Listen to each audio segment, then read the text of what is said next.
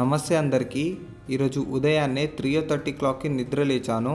లేవగానే ఈ జగ్గులో కొన్ని వాటర్ అయితే తాగాను. వాటర్ తాగగానే నా బాడీ కొంచెం బూస్ట్ అయినట్టు ఉంటుంది.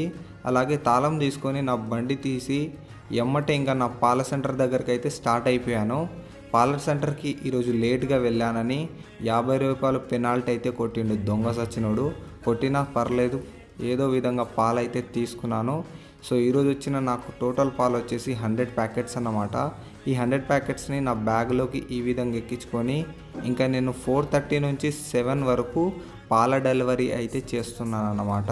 అలాగే ఈ పాలు వేయటం ఏందో కానీ ఈ కస్టమర్లు నిజంగా అపార్ట్మెంట్లలో ఉండేవాళ్ళు ఎంత సోదిగాలంటే నిజంగా వీళ్ళు బాబు, నాకైతే రోజు తలకాయ నొప్పి వచ్చేస్తుంది, యాస్టక్ వస్తుంది. ఎందుకంటే ఒక పాల ప్యాకెట్ కోసం 5 అంతస్తులు 10 అంతస్తులు వెళ్ళాలి లిఫ్ట్లో.